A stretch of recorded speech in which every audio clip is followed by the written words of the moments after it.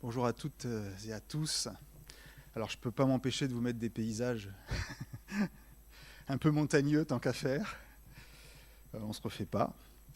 Voilà. Et je vous propose sans plus attendre la lecture du texte du jour qui se trouve dans Luc 10 à partir du verset 25. Là aussi un texte bien connu.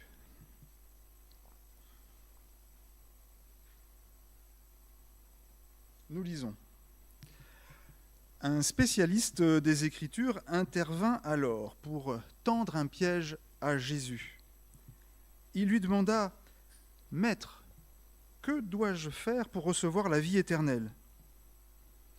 Jésus lui dit « Qu'est-il écrit dans la loi, dans notre loi? Comment le comprends-tu » Il répondit « Tu aimeras le Seigneur ton Dieu de tout ton cœur, de tout ton être, de toute ta force et de toute ta pensée. Et aussi, tu aimeras ton prochain comme toi-même. » Jésus lui dit alors « Tu as bien répondu, fais cela et tu vivras. » Mais le spécialiste des Écritures voulait se justifier. Il demanda donc à Jésus « Et qui est mon prochain ?» Jésus répondit « Un homme descendait de Jérusalem à Jéricho, lorsque des brigands l'attaquèrent, lui prirent tout ce qu'il avait, le battirent et s'en allèrent en le laissant à demi-mort. Par hasard, un prêtre descendait cette route. Quand il vit le blessé, il passa de l'autre côté de la route et s'éloigna.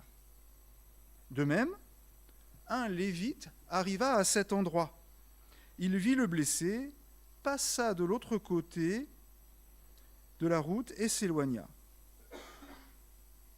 Mais un samaritain qui voyageait par là arriva près du blessé. Quand il le vit, il fut bouleversé. Il s'en approcha davantage, versa de l'huile et du vin sur ses blessures et les recouvrit de pansements. Puis il le plaça sur sa propre bête et le mena dans une auberge où il prit soin de lui. Le lendemain, il sortit 2 pièces d'argent, les donna à l'aubergiste et lui dit « Prends soin de lui. Lorsque je repasserai par ici, je te paierai moi-même ce que tu auras dépensé en plus pour lui. » Jésus ajouta « Lequel de ces 3 te semble avoir été le prochain de l'homme attaqué par les brigands ?» Le spécialiste des Écritures répondit « Celui qui a été bon pour lui. » Jésus lui dit alors « Va, et toi aussi, fais de même. » Je vous propose de prier ensemble.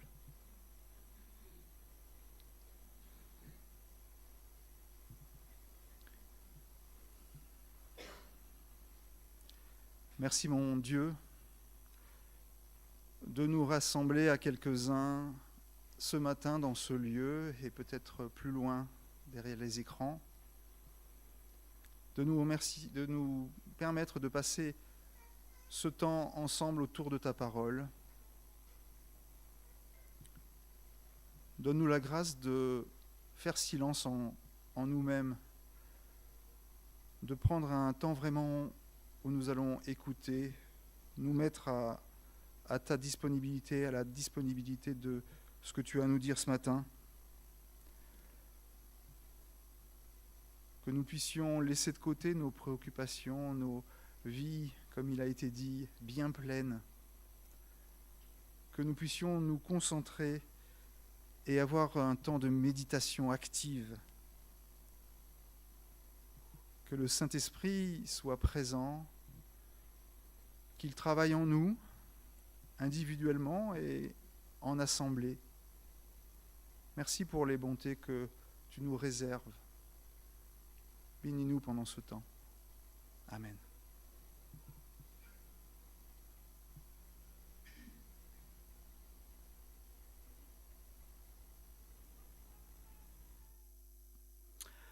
Alors bien sûr, cette parabole est très connue, elle est célèbre, elle est même emblématique du christianisme. L'expression « bon samaritain » a infusé notre société française, elle est même intégrée à notre langue. Et si cette parabole est bien connue, c'est peut-être qu'il y a une raison, c'est qu'elle est très riche d'enseignements et qu'elle a en elle-même un message fondamental. Et je crois que ce serait une erreur de penser qu'on en sait déjà tout. Il ne faudrait pas commencer en ayant la même attitude que ce maître de la loi qui pose les questions, celui qui sait déjà tout, qui a déjà tout compris. Enfin, c'est ce qu'il pense. On retrouve une situation bien connue qu'on voit dans Marc 12. Vous savez, on pose à Jésus la question de l'impôt. Et Jésus répond, « Ce qui est à César, rendez-le à César, et rendez à Dieu ce qui est à Dieu. » Même procédé pour piéger Jésus. C'est l'idée que ce Jésus, on ne sait pas trop bien qui il est, et que ça dérange. On aimerait bien le pousser un peu dans ses retranchements pour savoir vraiment qui il est. D'ailleurs, la question de ce légiste est un peu moins piégeuse que celle de Marc 12. C'est une question assez classique. Comment être sauvé ? Comment avoir la vie éternelle ? Peut-être que ce légiste l'a déjà posé d'ailleurs à un certain nombre d'autres rabbis, de personnes qui s'autoproclamaient maîtres. Et Jésus, sans se départir, lui aussi répond de façon très classique. Il dit, que dit la loi ? Vous comprenez bien qu'un spécialiste de la loi, quand on lui demande ce que dit la loi, il est dans son domaine de compétence, il est sur son terrain, il sait répondre sans difficulté. Il cite Deutéronome 6, le fameux schéma Israël, écoute Israël. Je cite le texte de Deutéronome 6 au verset 4. Écoute Israël, le Seigneur notre Dieu est le seul Seigneur. Tu aimeras le Seigneur ton Dieu de tout ton cœur, de tout ton être et de toute ta pensée, de toute ta force, Les paroles que je te donne aujourd'hui demeureront dans ton cœur, tu les répéteras à tes enfants, tu en parleras quand tu seras assis chez toi, ou quand tu seras en route, quand tu te coucheras ou quand tu te lèveras, tu les attacheras à ton bras et sur ton front, tu les écriras sur les montants de ta porte et sur les portes de tes villes. Et puis, l'autre partie du texte, c'est le Lévitique 19. Chacun de vous aimera son prochain comme lui-même. Autant dire que ce n'est pas une surprise, à la fois la question, à la fois la réponse. Et puis là, on est dans un échange entre spécialistes de la loi, on est d'égal à égal. Tout est assez normal. Dans la réponse du légiste, on peut quand même remarquer qu'il a bien répondu. Il a su, de tous les commandements de la loi juive, en extraire l'essentiel. Il ne s'est pas perdu dans l'accessoire, mais a su dire que le plus important, c'est d'aimer. Et le reste vient ensuite. D'ailleurs, Jésus valide sa réponse.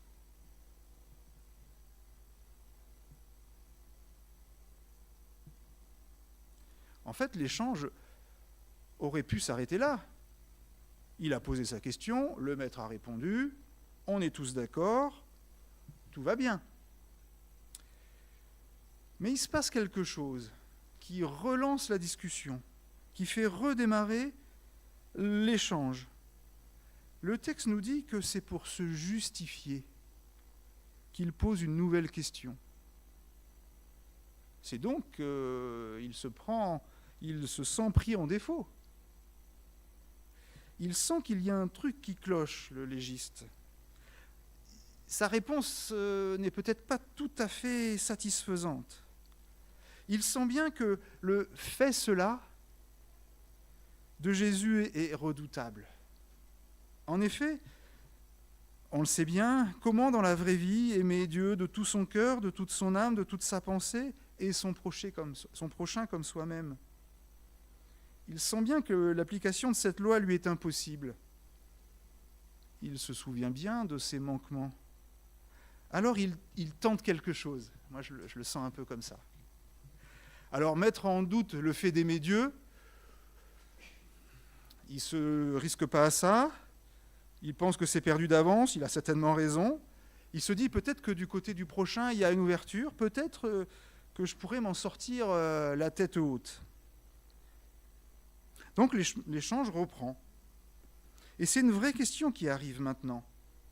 Avec cette question, on sort de la conversation théorique, on se rapproche du terrain. Et c'était un sujet délicat, un peu touchy à l'époque, et malheureusement, je pense qu'il est toujours compliqué aujourd'hui. Et qui est mon prochain?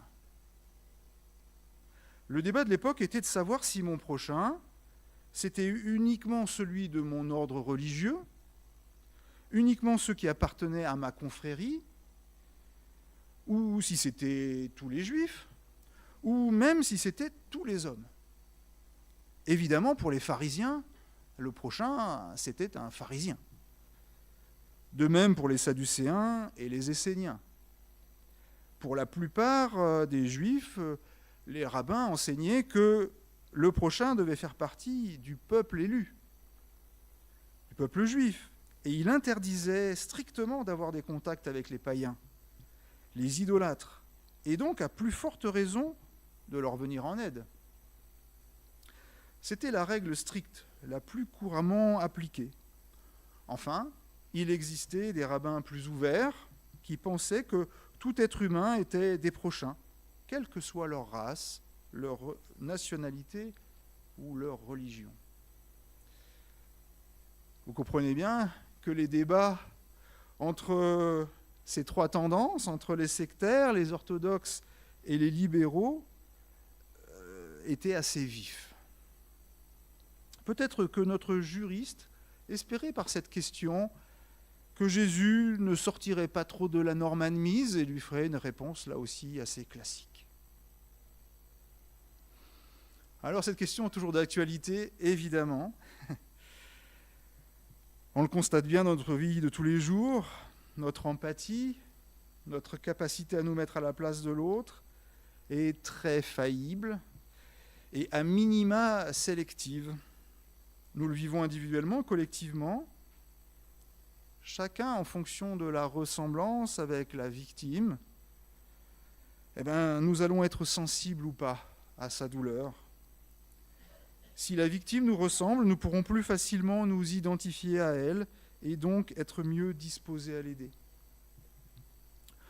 Nous avons constaté récemment en France la différence de traitement entre les réfugiés syriens et ukrainiens, par exemple. Alors, pour répondre à cette dernière question, Jésus raconte cette fameuse parabole. Alors, si vous le voulez bien, passons en revue les acteurs de cette histoire. On peut commencer par se demander qui est le héros. Bon, la réponse est facile, le Samaritain. Alors, l'expression retenue par la sagesse populaire est celle du bon Samaritain. Et je pense que sur vos Bibles, il est marqué « bon Samaritain ».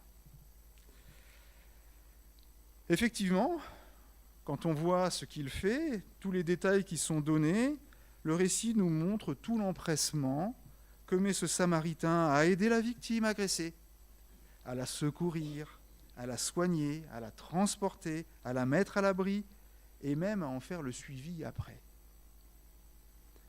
S'il fait preuve de bonté, et c'est évident, il n'est pas a priori réputé bon.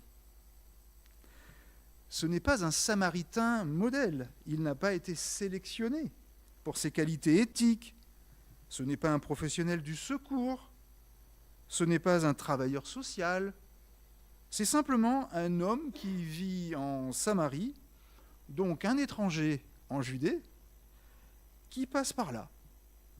C'est un humain, je dirais, de base, qui se retrouve confronté à la détresse de cet homme. Il n'a pas de super pouvoir, il n'a pas un cœur plus gros que les autres, il ne s'est pas préparé à ça, mais il fait ce qu'il faut et il le fait bien. Le fait de lui attribuer ce qualificatif de bon l'éloigne de nous. Comprenez bien, lui il est bon, et puis nous on fait ce qu'on peut. Non, c'est un héros du quotidien, ce Samaritain. Ce dont on raconte les exploits dans les faits divers. Ce qu'il fait est faisable par chacun d'entre nous. Nous pourrions vraiment être lui. Alors, vous remarquez que Jésus prend souvent en exemple les Samaritains. Il y a la femme samaritaine au bord du puits. Jésus propose de l'eau vive. Il y a ce lépreux. Le seul qui vient remercier Jésus, c'est un Samaritain.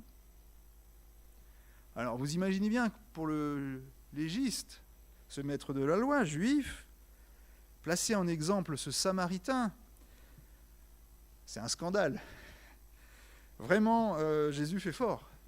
Le Samaritain, c'est un hérétique, c'est pire qu'un païen. Sa loi est corrompue pour un juif.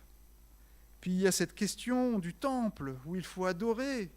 Et évidemment, c'est très très violent entre les juifs et les Samaritains. Et je crois qu'on n'imagine pas bien ce qu'il y a de révoltant pour ce maître de la loi, le fait de prendre un Samaritain comme exemple. Et justement, Jésus le fait en conscience. C'est pour faire réagir, pour interpeller. On sort de l'échange gentil du début. Et décidément, ce Samaritain, cet étranger, surprend tout le monde. Il déjoue les pronostics. Dans les gens qui sont passés à côté de cette victime, on n'aurait pas parié sur lui, soyons honnêtes. On peut en plus ajouter, sans prendre beaucoup de risques, que la victime était certainement juive. Que vient faire cet étranger à s'occuper de ce juif qui, en général, méprise les Samaritains. Et le texte nous dit pas grand-chose. Il ne nous dit pas que c'est un juif, il ne nous dit pas grand-chose sur cette victime. Et visiblement, ça n'a aucune influence sur les gestes qui sont portés par le Samaritain. En fait, cet homme ordinaire a quand même quelque chose de spécial. Une chose que tout le monde a, mais que lui utilise. Une caractéristique dont nous sommes tous dotés, mais que lui entend et écoute. Et c'est ce qui change complètement l'histoire. Le texte nous dit que le Samaritain fut bouleversé, ému de compassion, pris de pitié, littéralement ému aux entrailles. Ça se passe là. Il regarde et voit la victime. Et il agit sans réfléchir. Il ne prend pas le temps pour réfléchir. Il ne se pose pas la question de savoir s'il a le droit, s'il a le temps, s'il a mieux à faire, s'il en est capable. Il comprend l'urgence et il fait ce qu'il faut. Si au bord du chemin, il y avait eu son frère ou un ami, il ne s'en serait pas occupé différemment. Il n'aurait pas fait mieux. Alors on est toujours impressionné par cette histoire quand même. On se sent un peu mal. Et on a rencontré à Toulouse quelqu'un qui a eu ce geste au départ. Un certain Christian Soulier, qui maintenant dirige une association qui s'appelle La Main Tendue. Et il a vraiment eu la même démarche que ce Samaritain au départ. Donc ce Christian Soulier, il habite Toulouse, c'est un électricien. Et puis il revient d'un chantier. Et puis ce jour-là, lui-même confesse qu'il ne sait pas pourquoi. Ce jour-là, cette personne-là, il dit, il passe devant un SDF, il dit, mais c'est pas possible. Comment ça se fait que lui, il vit dehors, et puis moi je vais rentrer chez moi au chaud. Et il dit, je ne sais pas pourquoi cette fois-ci, avec cette personne-ci. Et puis, tout simplement, il est avec sa fille, il a commencé à prendre un thermos de café, et puis à servir le café, et à discuter avec les gens qui étaient dans la rue. Et puis, la chose a pris de l'ampleur. Et si ça vous intéresse, vous pourrez aller voir le site internet qui parle de cette association, qui s'est beaucoup développée. Alors, bien sûr, cette association a été en appui, je pense que c'est bien appuyé sur une église, une structure qui existait déjà. Mais aujourd'hui, c'est une association assez impressionnante.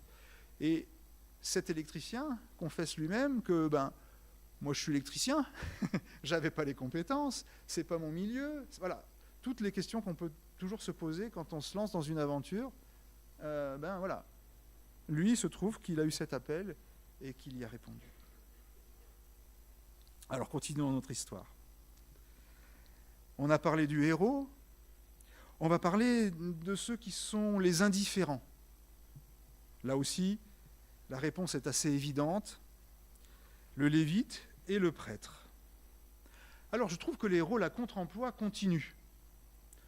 Autant on n'attendait rien d'un Samaritain, qui en plus, en tant qu'étranger, peut-être rasait les murs, autant un serviteur du temple, issu d'une tribu prestigieuse, un officiant de cérémonie, respecté, on espérait beaucoup.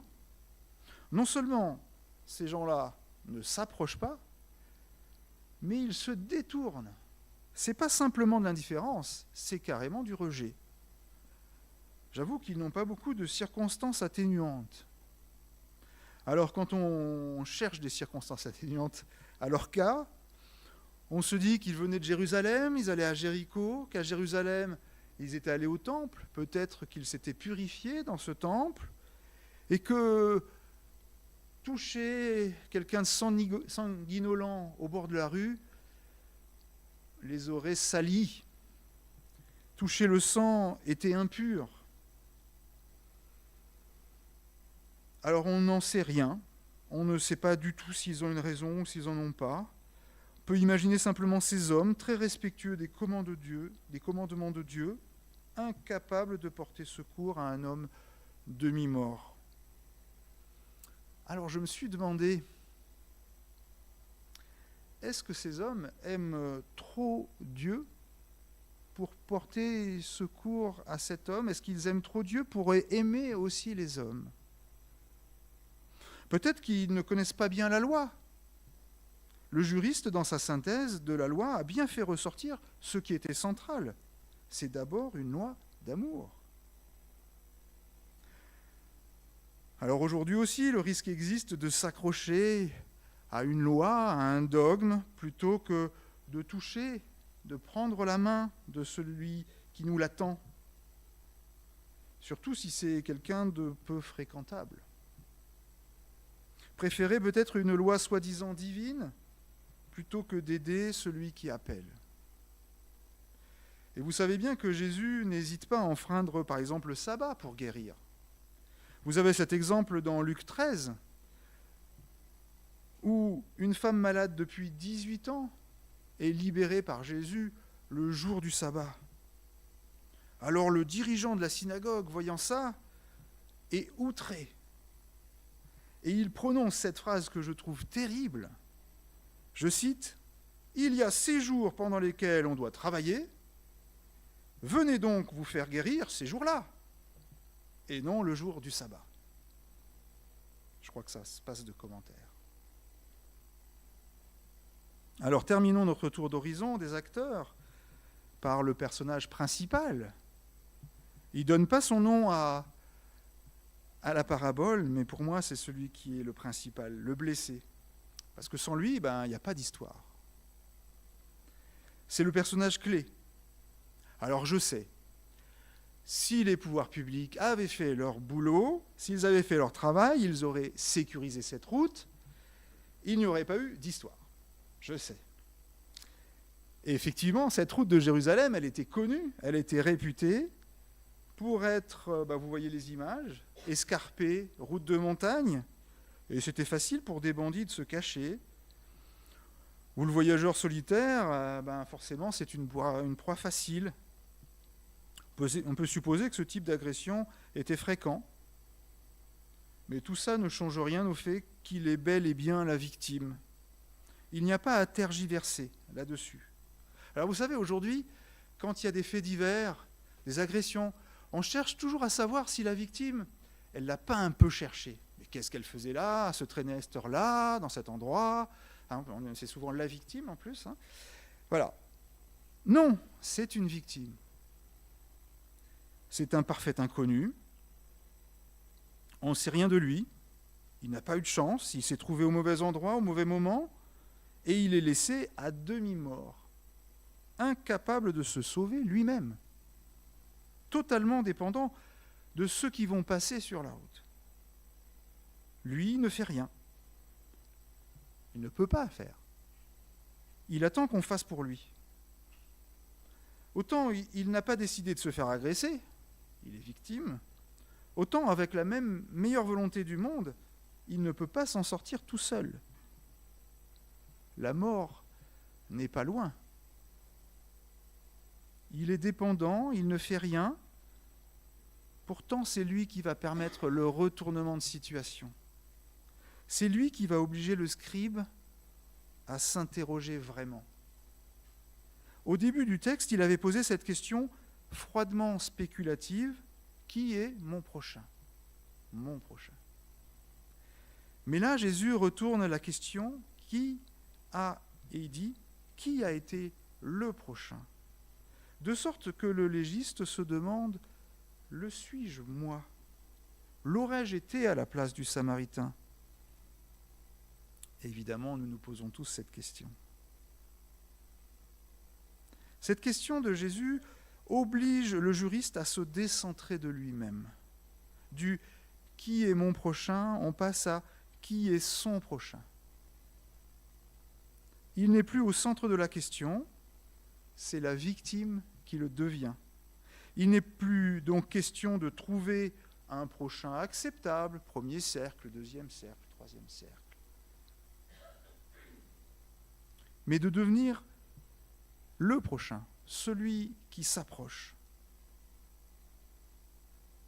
Alors à la fin des histoires dans Godly Play avec les enfants, on pose des questions qu'on appelle d'émerveillement. Alors je ne vais pas vous les donner toutes, mais une seule. Je nous pose la question, où es-tu dans cette histoire ? En quoi cette histoire parle-t-elle de toi ? Alors, en général, il y a un échange avec les enfants. C'est un peu plus compliqué à plusieurs.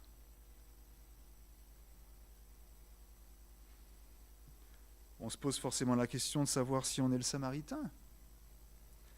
Est-ce qu'on a répondu par des actes à celui qui avait besoin de nous ? Est-ce qu'on lui a apporté de la compréhension, présence, un soulagement ? Est-ce qu'on a répondu à l'appel de devenir le prochain, à l'appel de s'approcher, de mettre notre force à son service ?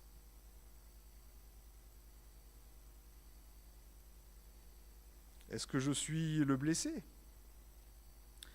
J'ai compris que le prochain n'est pas seulement celui vers qui je vais, mais aussi celui qui vient à moi, celui qui s'approche de moi pour m'aider. J'ai constaté que ma route est jalonnée de Samaritains qui se sont fait mes prochains et qui m'ont fortifié.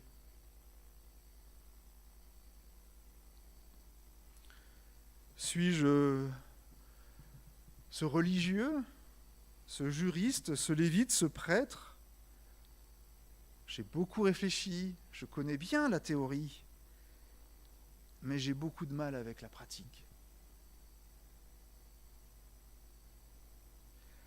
Alors cette parabole nous rappelle surtout celui qui est venu et qui vient à notre secours. Jésus, le Christ, sur les chemins parfois difficiles et périlleux de notre existence, nous ne sommes pas abandonnés à nous-mêmes, réduits à nos seules forces. Un bon Samaritain nous accompagne, nous soutient, nous donne sa force, à nous qui en manquons terriblement, Nous avons tous besoin de lui et il est là.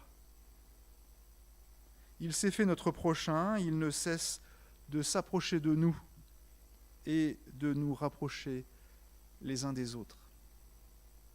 Amen.